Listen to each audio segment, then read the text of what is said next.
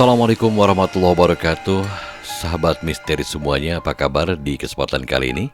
Dan kita kembali berjumpa untuk melanjutkan kisah misteri yang berjudul Dendam Winda. Sebelum kita lanjut ke ceritanya, untuk yang belum subscribe, silahkan berikan terlebih dahulu subscribe-nya. Terima kasih. Dan sekarang langsung kita ke kisahnya. Selamat mengikuti.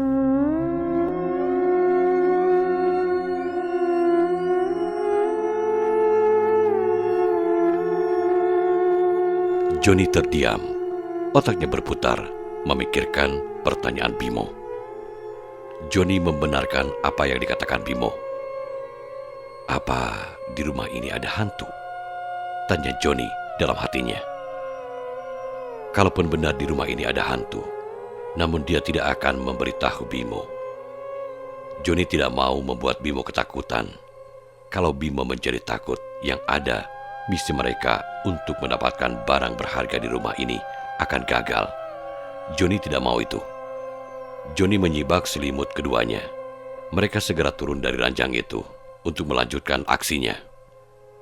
Hei, kita harus cepat menemukan barang-barang berharga di sini sebelum subuh tiba. Titah Johnny pada Bimo yang memegang pundaknya di belakang. Bimo sudah tidak mau jauh-jauh dari Johnny. Dia sungguh ketakutan dengan kejadian tadi. Johnny mendekati lemari 3 pintu itu. Siapa tahu, di sana ada barang berharga yang dapat dijadikan duit untuk mereka.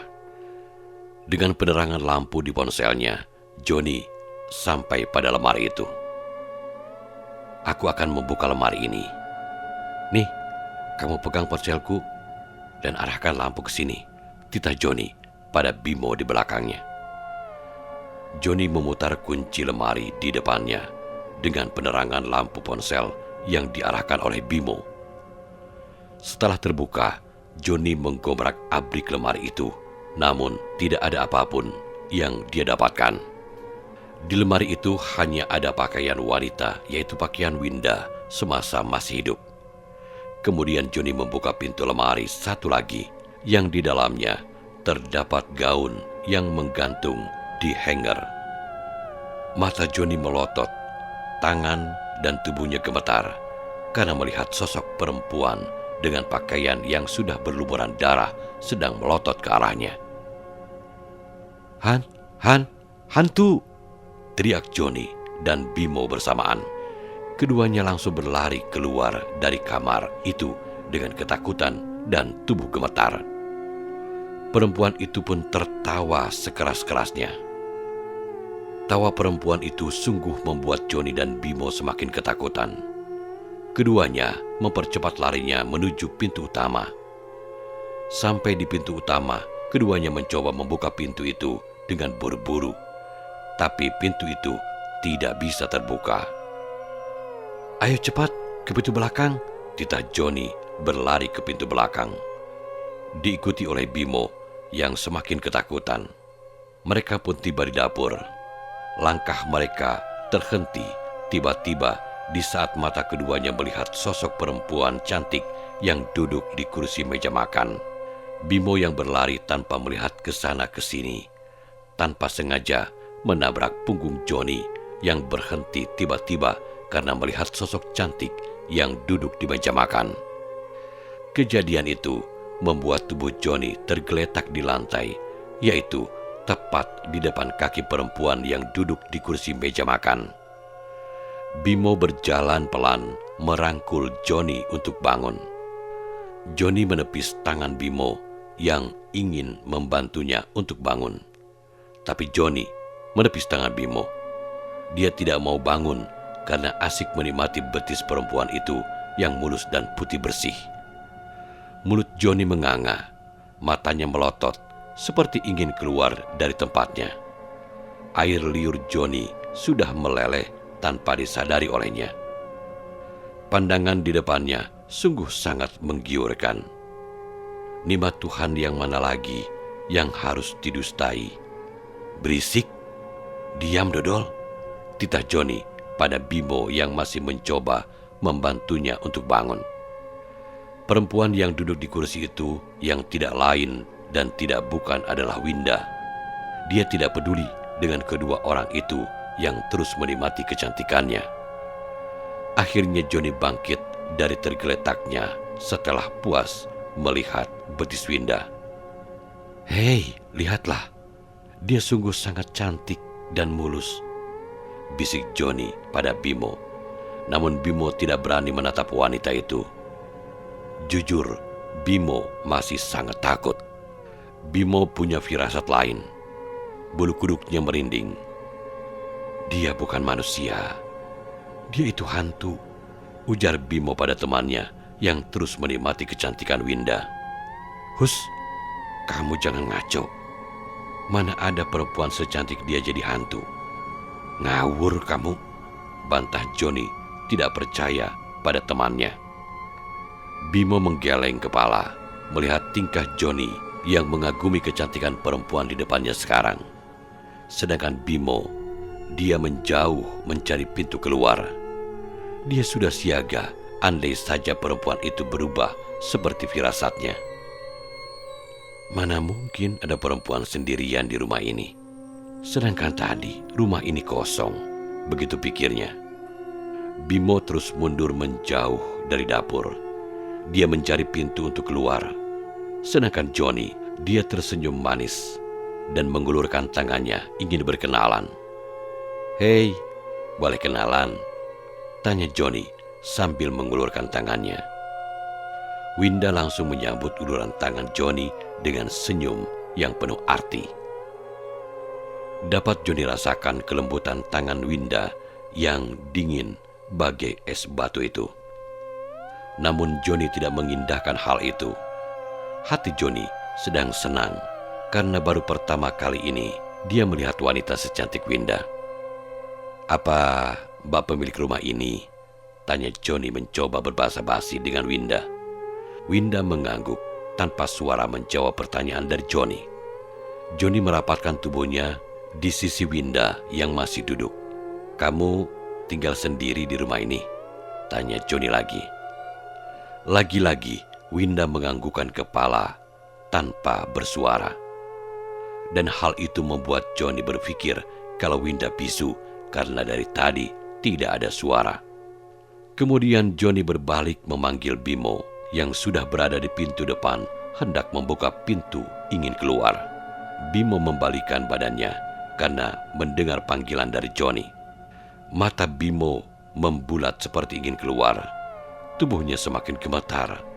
Mulutnya bergerak-gerak tanpa suara.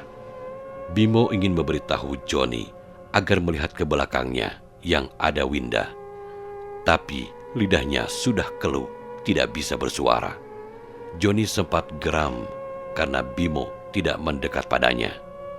Bimo hanya berdiri di dekat pintu dengan tubuh yang semakin gemetar. Johnny melihat gelagat aneh temannya. Dia merasa ada sesuatu yang ingin disampaikan oleh temannya.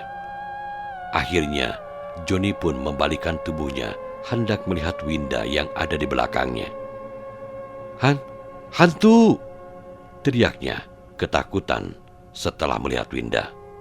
Muka Winda ternyata sudah berubah menjadi hancur, dan perubahan Winda membuat Johnny ketakutan.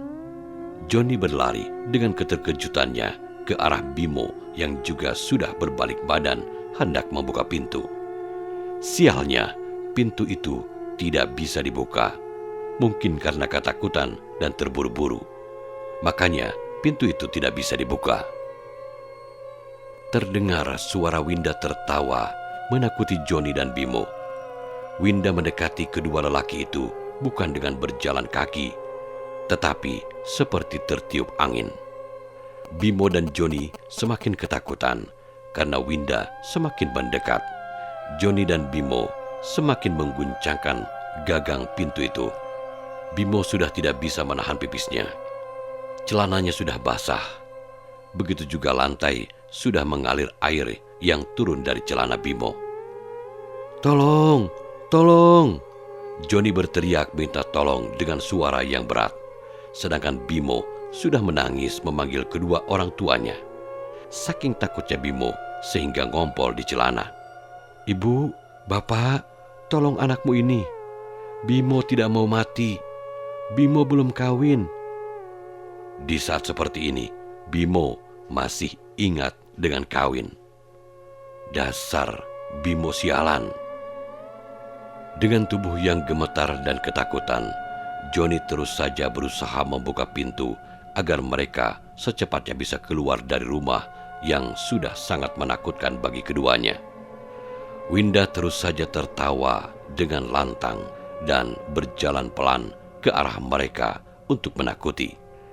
Dengan usaha yang tidak putus asa, walau dalam keadaan yang sangat menakutkan, akhirnya Johnny bisa keluar dari rumah itu. Setelah pintu terbuka, keduanya segera berlari keluar dengan langkah yang lebar, seakan telapak kaki keduanya tidak menyentuh tanah. Keduanya terus berlari tanpa melihat ke belakang sama sekali. Johnny dan Bimo berlari tanpa menghiraukan sepeda motornya ketinggalan di rumah Winda. Kedua lelaki itu berjanji sembari berlari kalau mereka tidak akan mencuri lagi. Keduanya sangat kapok.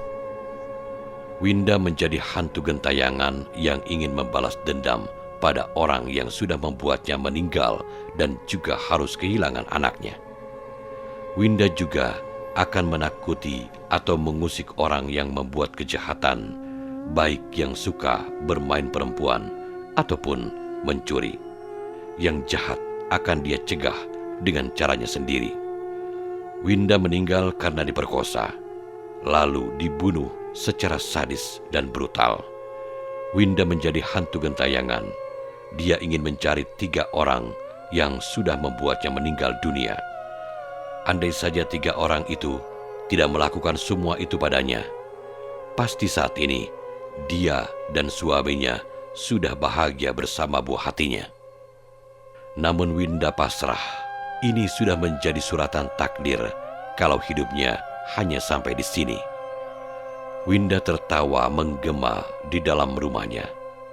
Dengan menakut-nakuti Johnny dan Bimo, akhirnya kedua lelaki itu tidak jadi mencuri di rumahnya yang terlihat kosong.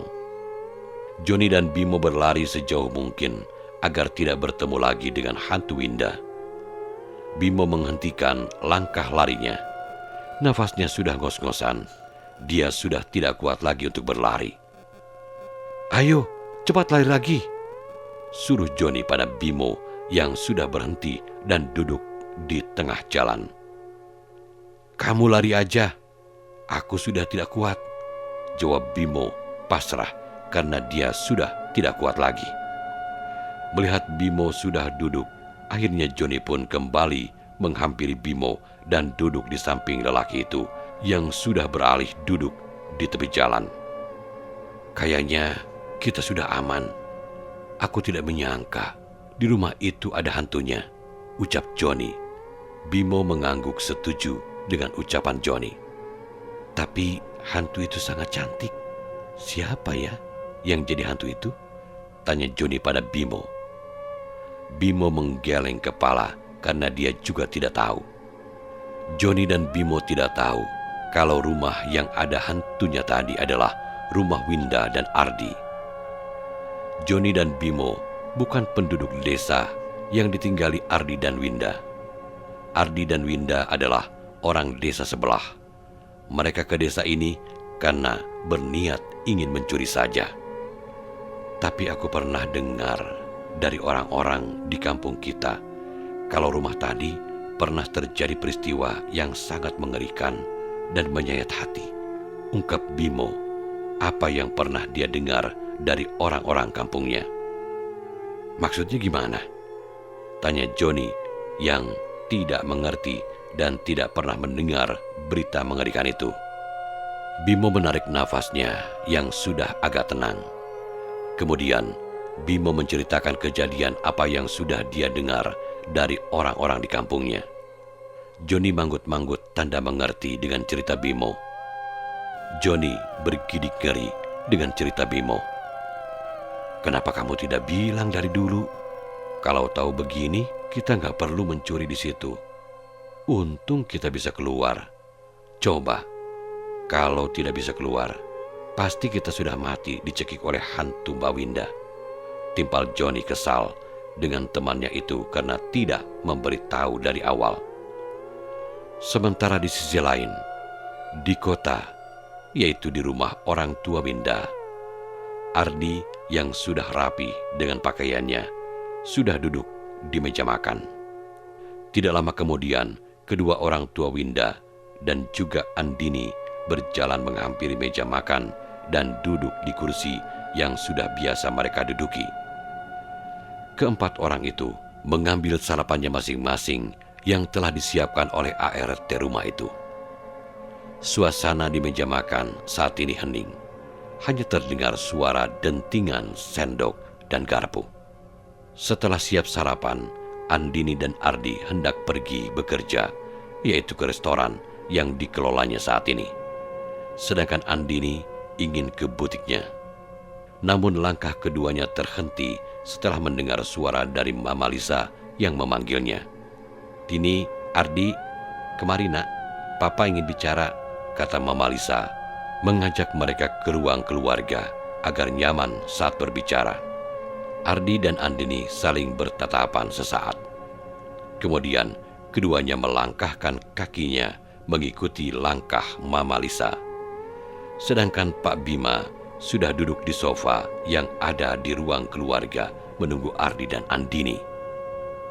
Tidak lama kemudian, Ardi dan Andini duduk di depan Pak Bima dan Mama Lisa dengan meja persegi yang menjadi penghalang keduanya. "Bapak ingin bicara serius dengan kalian, terutama kamu, Ardi." Pak Bima melihat ke arah Ardi yang agak bingung. "Aku, Pak," tunjuk Ardi pada dirinya sendiri. Andini yang duduk di samping Ardi hanya menyimak dan juga penasaran apa yang akan dibicarakan oleh papanya.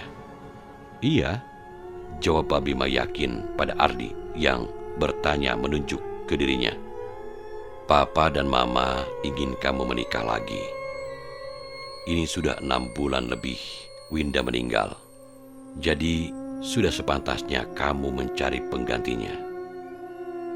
Pak Bima belum membicarakan keinginannya siapa yang harus dinikahi Ardi. Mendengar Pak Bima menyuruh Ardi menikah, Andini sangat terkejut. Ada rasa khawatir yang melanda dirinya.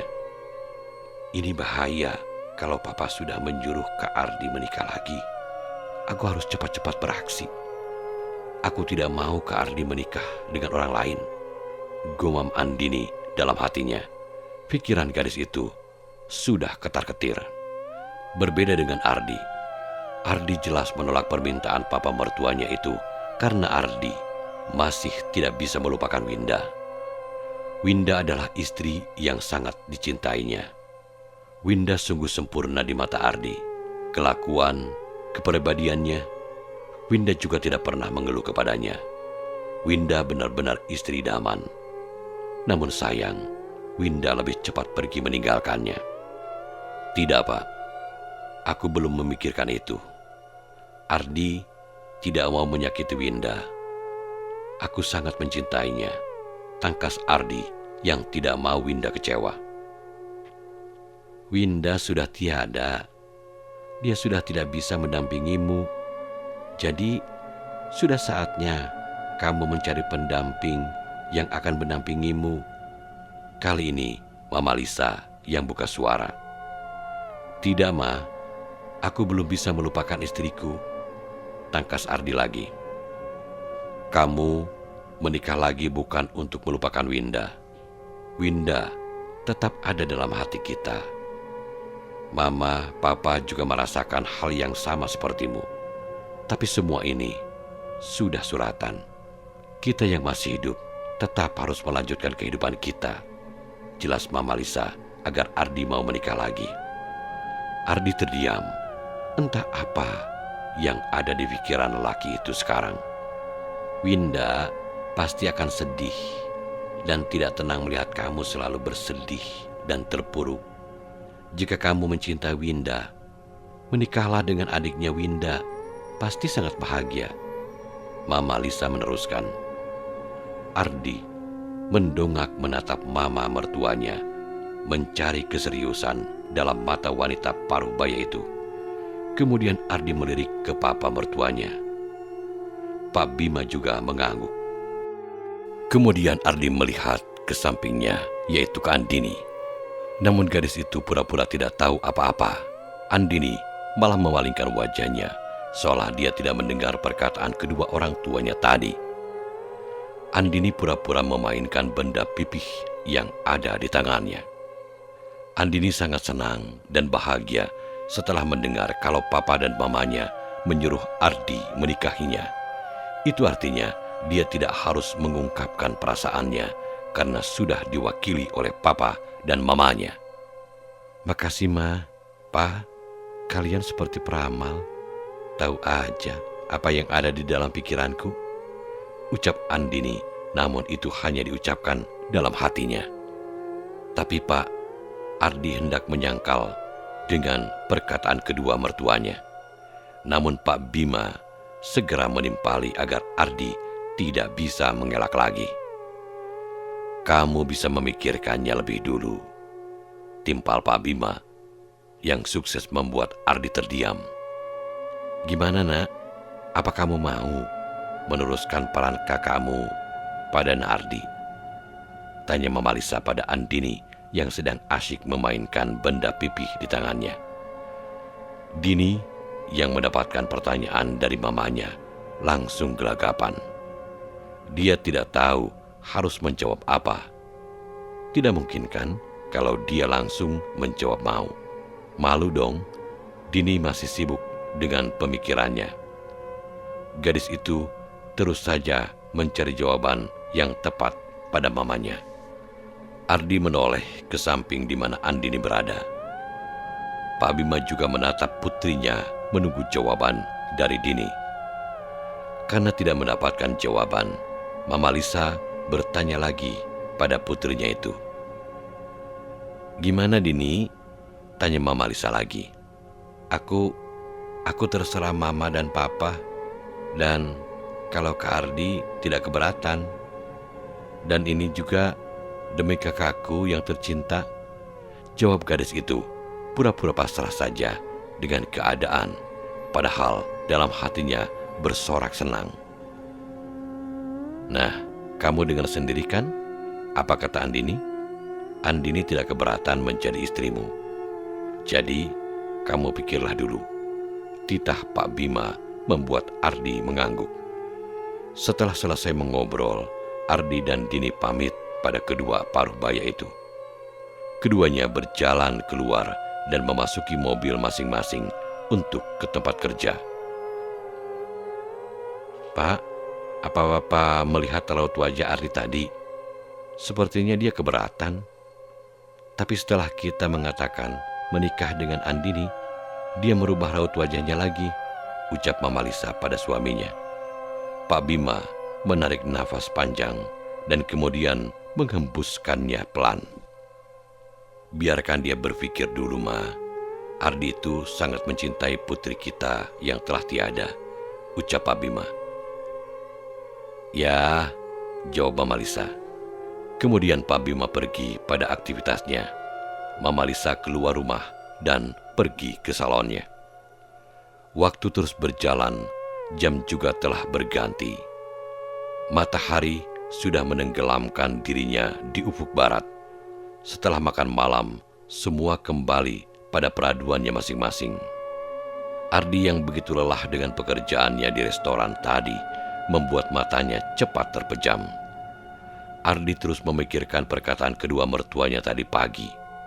Mungkinkah dia akan menikah lagi? Tapi bagaimana dengan istrinya yang telah tiada? Dia begitu mencintai istrinya itu dan sudah berjanji tidak akan menikah lagi selain dengan istrinya itu. Sayang, panggil Ardi saat melihat Winda duduk tepat di sebelahnya dan sedang mengusap rambutnya. Mas, aku lihat kamu sedang berpikiran. Apa yang sedang kamu pikirkan? Tanya Winda pada Ardi.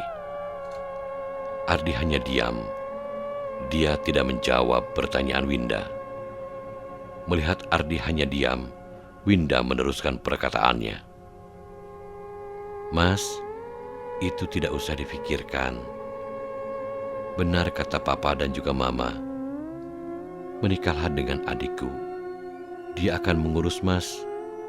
Aku percaya kamu bersamanya akan bahagia, titah Winda pada Ardi.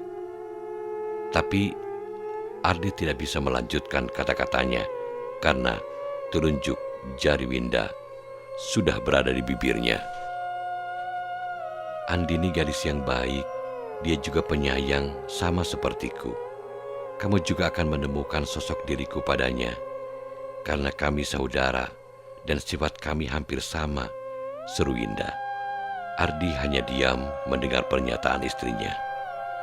Percayalah, aku akan tenang di sana jika kamu melanjutkan hidup dengan adikku. Maafkan aku yang sudah tidak bisa menemanimu lagi. Turutilah saran orang tuaku. Lanjut Winda lagi. Setelah mengatakan itu, Winda menghilang begitu saja. Ardi berteriak-teriak memanggil istrinya itu. Ardi tersentak dari mimpinya. Ternyata hanya mimpi. Gumamnya, kemudian bangkit dan mengambil air untuk diminum karena tenggorokannya sudah kering. Ardi sudah tidak bisa memejamkan matanya lagi. Dia terus berpikir tentang perkataan mertuanya dan juga tadi Winda datang ke mimpinya. Dia juga menyuruhnya menikah dengan Andini. Berarti Winda setuju kalau dia menikah dengan Andini. Namun yang menjadi pikirannya, bagaimana kalau dia tidak bisa membuat Andini bahagia? Dan apakah Andini mau hidup dengannya? Ardi percaya kalau turun ranjang tidak mudah bagi Andini adiknya Winda.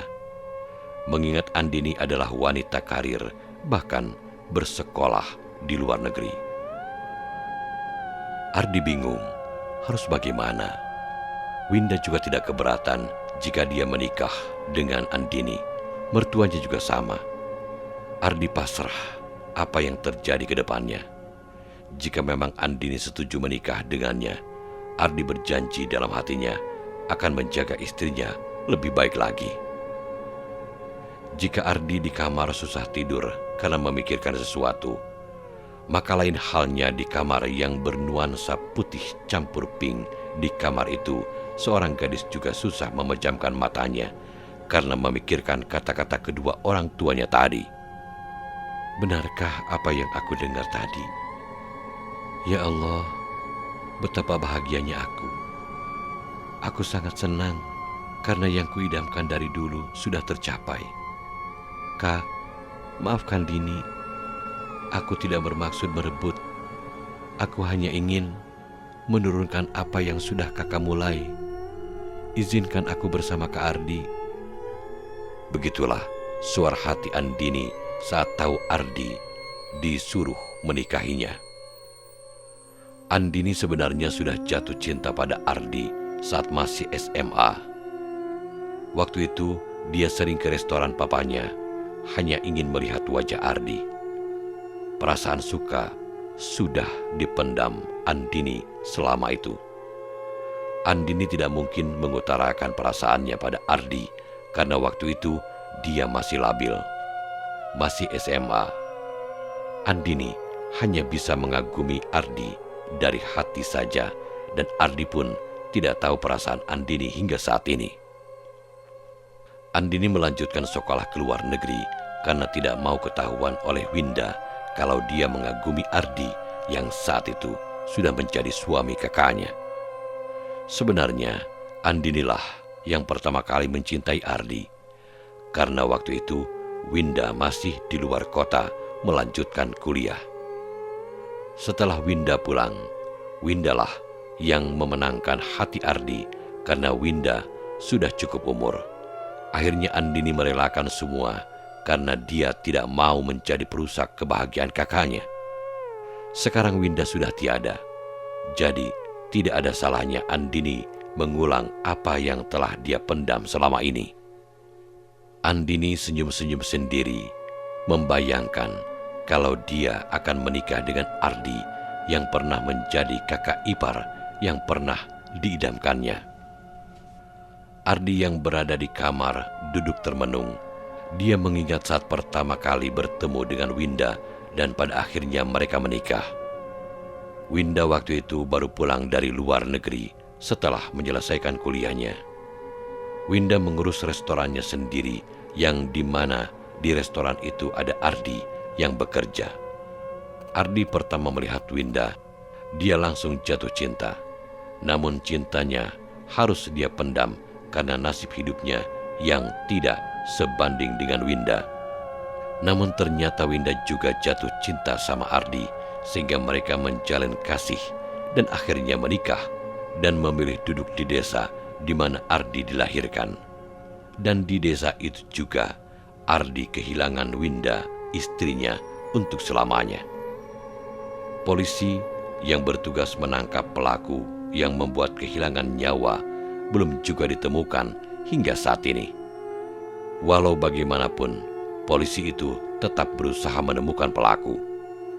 Keesokan pagi di rumah mewah Pak Bima dan Mama Lisa, semua sudah duduk di meja makan. Ardi menatap ke Pak Bima dan juga ke Mama Lisa.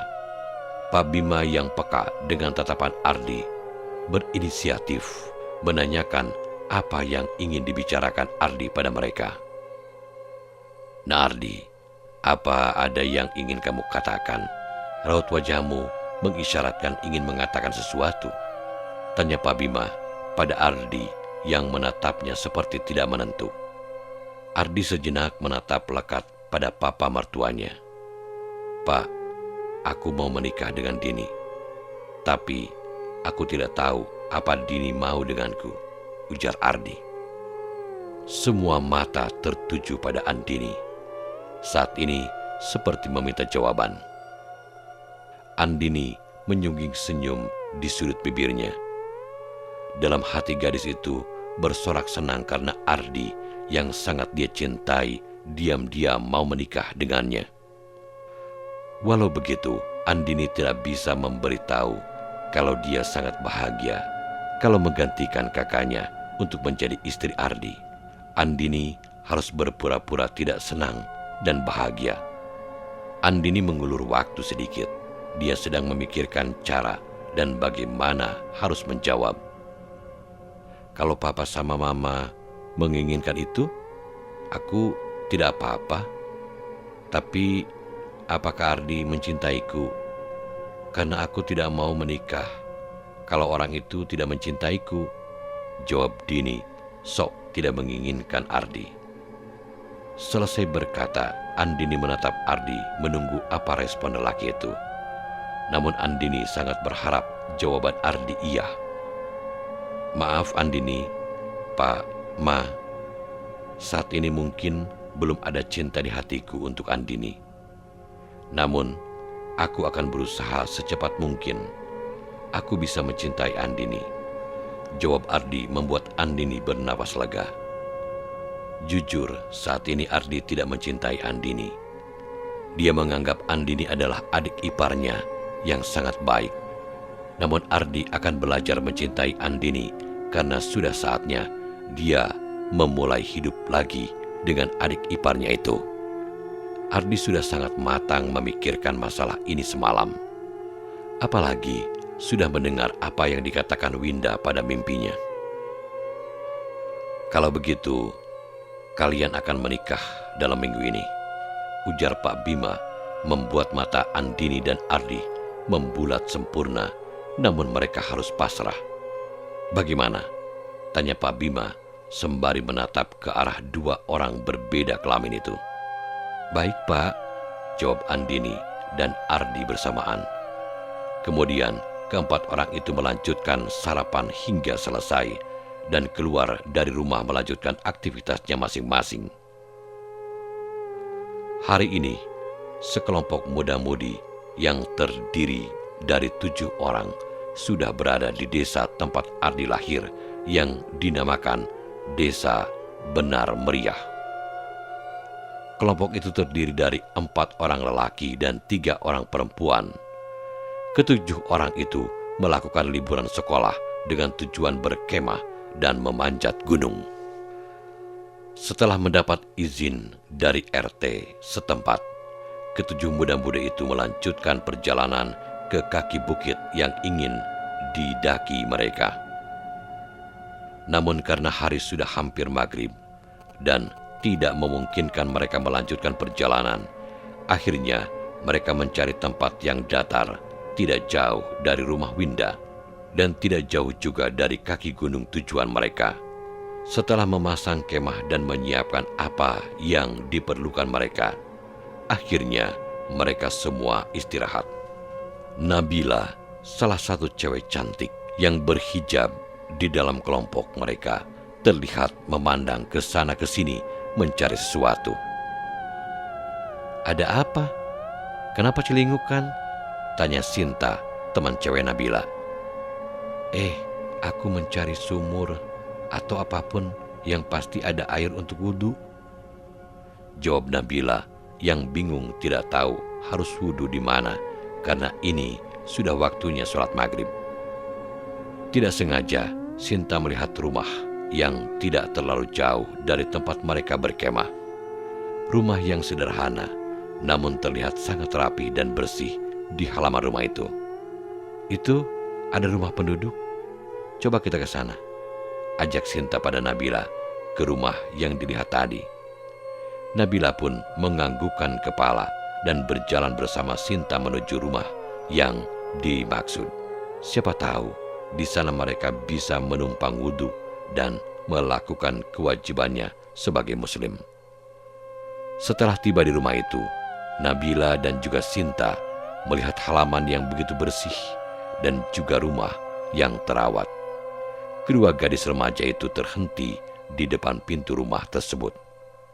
"Apa baik kita bertamu ke rumah orang saat maghrib?" tanya Nabila, segan dan merasa tidak enak.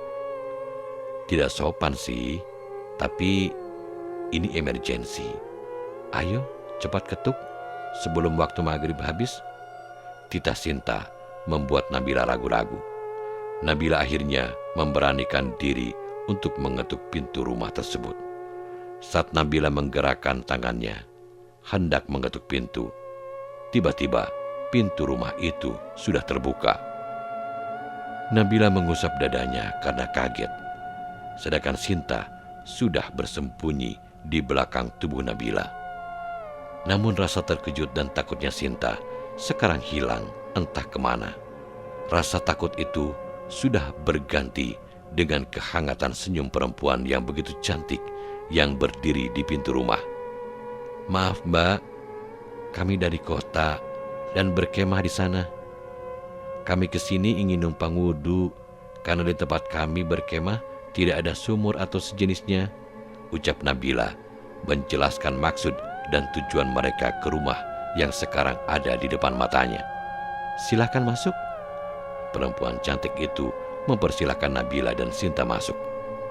Setelah masuk, perempuan cantik itu pun menunjukkan kamar mandi dan juga tempat mereka melakukan sholat. Setelah berwudu, Nabila segera melakukan kewajibannya sebagai umat muslim.